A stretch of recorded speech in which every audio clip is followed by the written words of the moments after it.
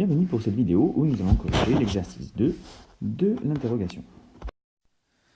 Alors dans cet exercice, on vous demandait de déjà tracer une figure pour la première question.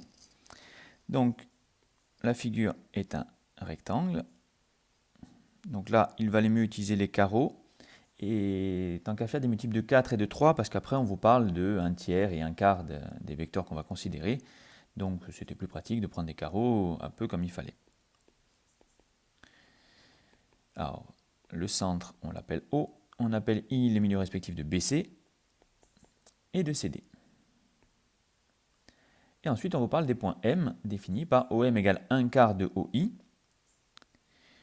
Donc ici, j'ai OI, je prends 1/4, donc approximativement pour moi, parce que ça m'a levé.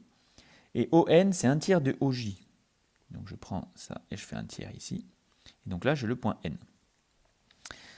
Et on me demandait ensuite de démontrer que les droites AN, donc celle-ci, et les droites CM sont parallèles. Donc même à main levée, on voit que ce n'est pas trop faux. Alors maintenant, on va le démontrer.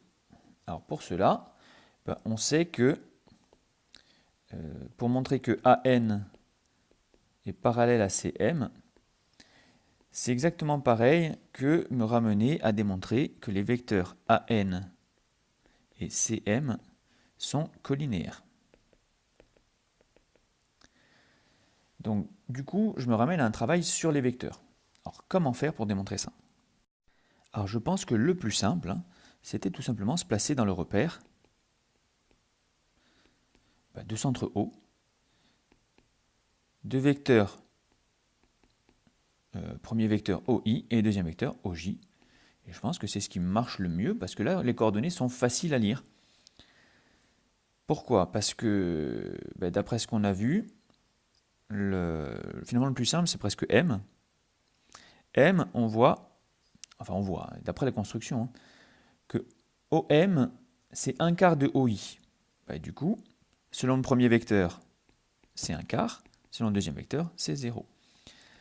Pour le point N, alors pour le point N, ON, c'est 1 tiers de OJ. Du coup, c'est 0 selon OI et c'est 1 tiers selon OJ.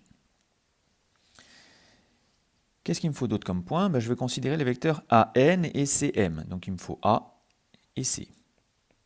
A. Alors je sais que le point I, lui, a pour coordonnée 1, 0 et le point J a pour coordonnée 0, 1. Du coup, pour aller à A, il faut que je fasse moins 1 horizontalement, donc selon les abscisses, et moins 1 selon les ordonnées. Et pour C, C, on voit que c'est OI plus OJ, et donc du coup, c'est 1, 1. Voilà, une fois que j'ai ça, j'ai gagné. J'ai juste à calculer les coordonnées dans ce repère de AN. Alors, dans ce repère, pour avoir les coordonnées de AN, je vais faire les coordonnées de N moins celles de A, donc ça va me faire 0 moins moins 1, 1, et 1 tiers moins moins 1, ça va me faire 4 tiers. Je fais pareil pour CM. Ça va me faire 1/4 moins 1, donc moins 3/4. Et ça va me faire 0 moins 1, moins 1. Et maintenant, je fais le calcul des produits en croix. Ça va me faire 1 fois moins 1, moins 3/4 fois 4 tiers. Je ne sais pas pourquoi je mets une parenthèse, voilà. Ça me fait moins 1 plus, ça va me faire, les 3 vont simplifier, les 4 vont simplifier, il va me rester 1. Donc ça va me faire 12 douzièmes. Et dans tous les cas, ça me fait 0.